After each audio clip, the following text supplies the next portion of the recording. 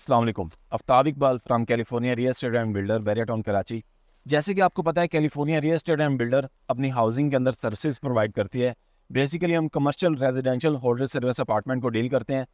Residential के अंदर हम 1 बेड 2 बेड 3 बेड के अपार्टमेंट लोगों को प्रोवाइड करते हैं। कमर्शियल के अंदर हम ग्राउंड के शोरूम, ऑफिस, फूड कोर्ट और शॉप्स प्रोवाइड करते हैं।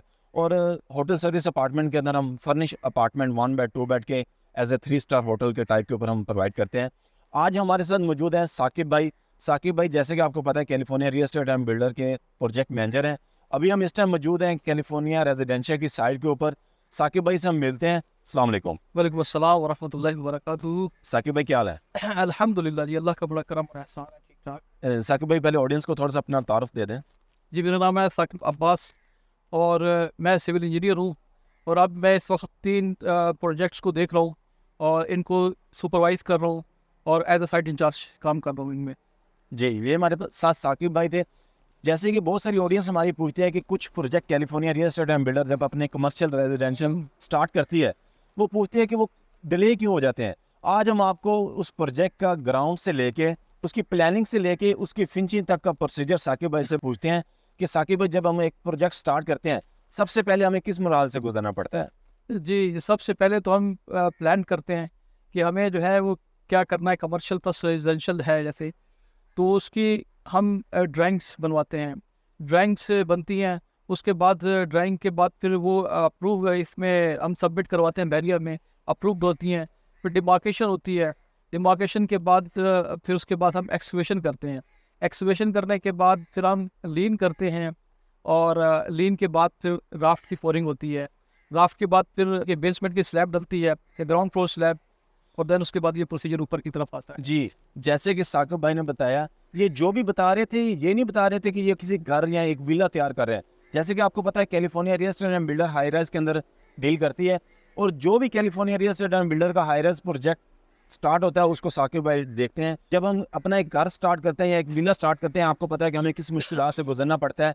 और जब हमें ग्राउंड प्लस 20 या ग्राउंड प्लस 10 या ग्राउंड प्लस 15 की बिल्डिंग तैयार करनी पड़ती है, उसके लिए हमें पहले कितनी तैयारी करनी पड़ती है। जैसे कि उन्होंने बताया कि पहले हमें अपनी प्लानिंग पूरी करनी पड़ती है कि इसके अंदर हमने रेजिडेंशियल इस प्लॉट के ऊपर लेके आना है, प्रोजेक्ट या कमर्शियल लेके आना है। अभी हम इनसे पूछते हैं कि जब एक प्रोजेक्ट डिगिंग से लेके बेसमेंट तक कितना टाइम उसको दरकार होता है? बेसमेंट तक का मोस्टली बीच में हर्डल्स होते हैं, यानी कि कभी बैरियर की तरफ से, कभी डॉक्यूमेंटेशन की तरफ से, तो ऑलमोस्ट 3 से 4 मंथ लग जाते हैं इसमें। जी, जैसे कि साजिद भाई ने बताया कि अगर हमें एक डिगिंग लेके बेसमेंट कंप्लीट करने तक, ये नहीं कि हम सिर्फ अपना प्रोजेक्ट बना रहे हैं, इसी के अंदर हमें आगे बैरियर का इंजीनियर जो वो भी चेक करते हैं, कैलिफोर्निया के जो इंजीनियर है वो भी इसको इंश्योर कर रहे होते हैं कि जो आपको पता है कि किसी भी प्रोजेक्ट की जो बेस होती है वो बेसमेंट के ऊपर रिलाई कर रही होती है। अगर बेस अच्छी बनेगी तो वो प्रोजेक्ट अच्छा बनेगा। अभी हम साकिब भाई से पूछते हैं कि जब बेसमेंट कंप्लीट हो जाती है, फिर अगर वो ग्राउंड प्लस 10 का प्रोजेक्ट है, आपको फिर कौन कौन सा प्रोसीजर फॉलो करना पड़ता है? आ, जी हाँ, फिर उसके बाद जब हम ग्राउंड फ्लोर को पोर कर लेते हैं तो उसके बाद कॉलम्स होते हैं, कॉलम की पोरिंग होती है। फिर देन क्योंकि हाइट होती है 20 फीट, तो 2 स्टेप में कॉलम्स की पोरिंग की जाती है।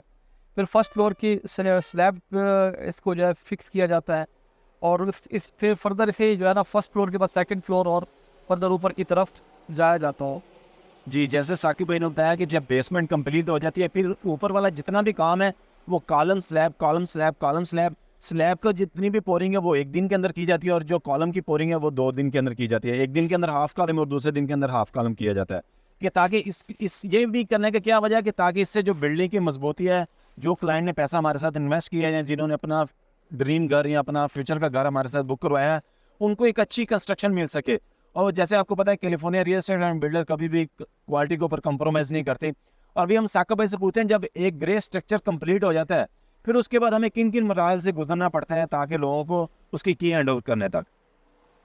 जी हाँ, उसके बाद फर्दर ये कि फिनिशिंग की तरफ जो है वो उसमें ज़ाहिर है कि प्लास्टर है, प्लास्टर के बाद टाइल है, इलेक्ट्रिक कंड्यूटिंग है, इलेक्ट्रिक वर्क है, प्लम्बिंग वर्क है। तो ये सारी चीज़ें हमें जो है बिल्डिंग के साथ कंप्लीट करनी पड़ती हैं। जैसे अभी ग्रे स्ट्रक्चर कंप्लीट हो रहा होता है, आप उसके साथ ही इसका जो सीमेंट वाला काम है, इलेक्ट्रिशियन वाला काम है, वो साथ साथ करते जाते हैं? चुनाई वाला काम है कि वो जब ग्रे स्ट्रक्चर कंप्लीट होने के बाद उसकी तरफ आप जाते हैं?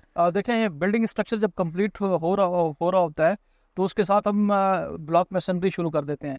ब्लॉक मैसनरी के बाद फिर कंड्यूटिंग, वॉल कंड्यूटिंग होती है इलेक्ट्रिक की, वॉल कंड्यूटिंग के बाद हम प्लास्टर कर देते हैं और फिर फर्दर ऐसे ही जो है वो फिनिशिंग के मामलात आगे चलते हैं।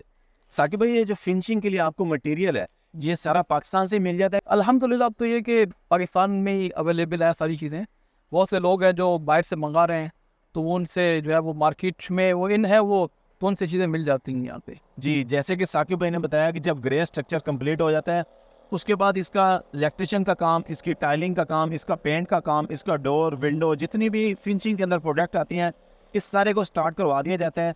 और एक ग्रे स्ट्रक्चर कंप्लीट होने के बाद 6 से 8 महीने के अंदर एक प्रोजेक्ट की फिनिशिंग कंप्लीट कर ली जाती है। जैसे कि अभी आपको हमारे पीछे जो प्रोजेक्ट नज़र आ रहा है ये कैलिफोर्निया रेजिडेंशियल प्रोजेक्ट है।